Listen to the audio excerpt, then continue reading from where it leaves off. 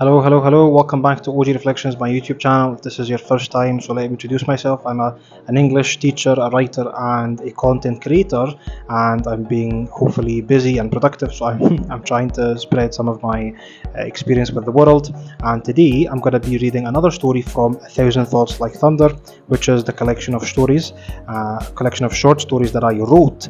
And up above here, you'll see that I have read 6 stories before, 6 or 7 if I'm not mistaken. A Thousand Thoughts Like Thunder, a collection of short stories that are supposed to be vague, confusing, provoking, thought-provoking, and yeah. So today we're going to be reading another story, yeah, and this one's a little bit different. It's, I would say, a little bit sarcastic.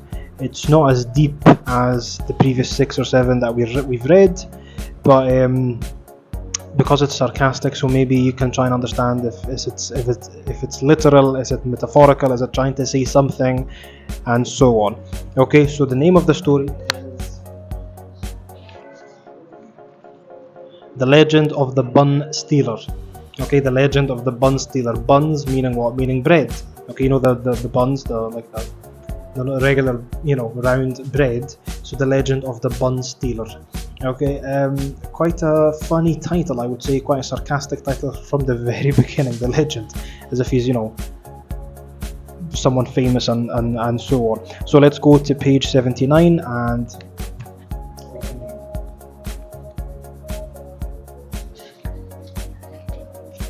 very good. So as always, I'm going to be reading, and you can, tell me your comments and thoughts in the comment section down below. Okay, Bismillah, The Legend of the Bun-Stealer. This is the story of the bun-stealer, a man or woman by day and a bun-stealer by night. He steals from the rich and gives to the poor. This person roams around till the day when he will meet his match and will finally be caught. Only then would he cease to eat buns and suffer the rest of his life without eating any carbs again. Serves him right, doesn't it? The Bun police, I imagine, not sure if they're still operating nowadays or not, would catch him and reprimand him forever. It was summer that John travelled to Spain. He had never been there before, not to mention that he was alone on the strip, and that he was renting a place in a town he knew nothing of. Out of the 101 things to worry about, the last thing he wanted was to be accused of stealing someone's buns. But life is full of surprises, right? And John had been on vacation to embrace life and seize the day. Surprise number 1 was that upon arriving, there were 5 other lodgers in the house. Where had they been hiding in the ad on the application? John was confused.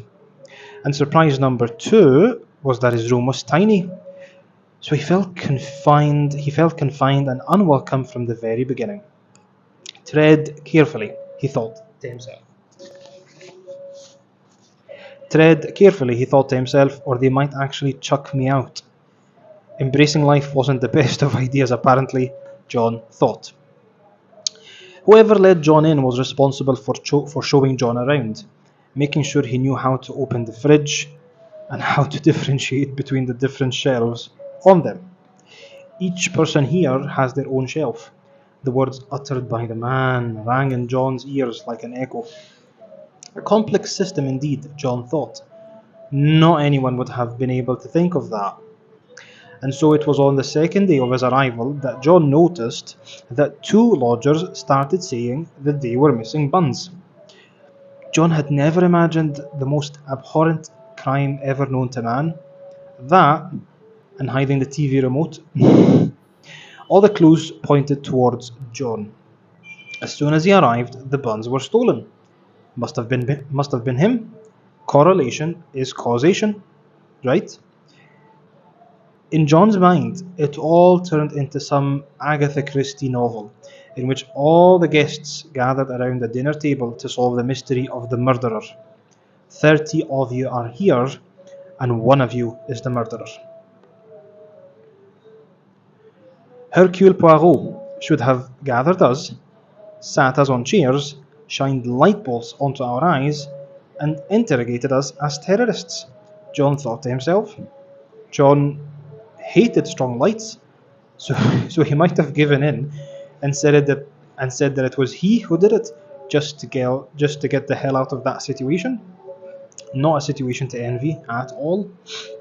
So who did the dirty deed? Hercule would ask. It wasn't me, one would say. And so everyone would look at the next. Me neither, the next would say, and so on. Each would say it wasn't him, making the circle of suspects smaller and smaller, till the culprit would finally give in to the pressure of being stared at menacingly. But it was widely acknowledged that crime starts with stealing your bun and then slitting your throat in the middle of the night. Everyone knew that. John was a bigger person, though. Out of respect, he did not want to follow in the footsteps of the rest and say, it wasn't me, because that would cast suspicion on the other two and make them look bad. That's how much John cared about people, Bun-Stealers or not. But John was caught up in all of these thoughts that he realized that he was the only one left who hadn't said, it wasn't me. In other words, John looked as if he was the thief. But was it really John who did it? Maybe yes, maybe no. It will remain as one of life's unanswered mysteries, just like who built the pyramids. Maybe it was aliens who did it. The bun stealing, that is. The end. Excellent, very, very good. Even I'm laughing to myself as I'm reading it. What do you think of this story? Is it, well, it's quite sarcastic, obviously, and it's quite, jokey. What do you think it's trying to say? Because when someone steals between inverted commas someone else's bun, do you think it's really stealing, or did he just take it by mistake? And who would do that, for God's sake, anyway, right? And why is it such a big problem? So what's the story trying to say, really? That people sometimes they try to make fuss out of simple, insignificant things, right? Don't you think? Maybe, okay, or is it trying to shed light on something else? Yeah, excellent. So that is the story of the legend of the Bun-Stealer. What did you think of this story? Please make sure to give me your thoughts and ideas in the comment section below. And that's us for today. Thank you. Good.